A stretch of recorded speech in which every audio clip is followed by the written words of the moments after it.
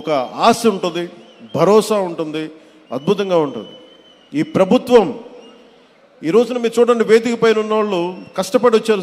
సునీల్ గారు కష్టపడి ఎక్కడో చదువుకొని ఇక్కడ విదేశాలకు వెళ్ళి ఉద్యోగాలు చేసి బ్యాంకర్గా ఉండి మళ్ళీ దాన్ని ఒక స్వతంత్రంగా ఒక గ్రీన్ ఎనర్జీ సంస్థ స్థాపించి నలిగిన వ్యక్తి. ఇక్కడ కృష్ణారెడ్డి కూడా గారు అంతే.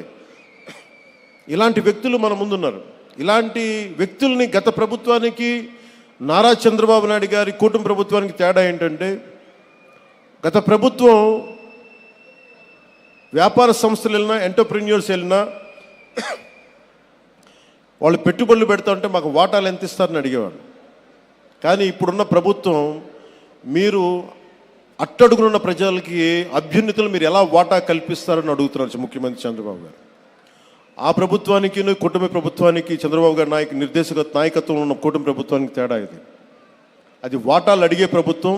ఇది పేద ప్రజలకి మీ ఎదుగుదలలో వాటాలని పంచండి అని చెప్పే ప్రభుత్వం. అలాంటి ప్రభుత్వంలో మేమందరం కలిసి ఉన్నందుకు ఈ అవకాశాన్ని ఇచ్చిన ప్రతి ఒక్కరికి ధన్యవాదాలు తెలుపుకుంటూ, ఈ P4 అనేది ఏంటి, ఏం చేస్తనేది అందరితో పాటు నాకు అవగాహన ఉన్నప్పటికీ కూడా గౌరవ ముఖ్యమంత్రి, అనుభవజ్ఞులు, విజనరీ లీడర్, ఆయన మాటల్లో వింటే ఇది మరింత అద్భుతంగా ఉంటుందని తెలియజేసుకుంటూ, నాకు ఈ అవకాశాన్ని ఇచ్చిన మీ అందరికీ, గౌరవ ముఖ్యమంత్రి గారికి, క్యాబినెట్ మంత్రివర్గ సహచరులకి, అలాగే అసెంబ్లీ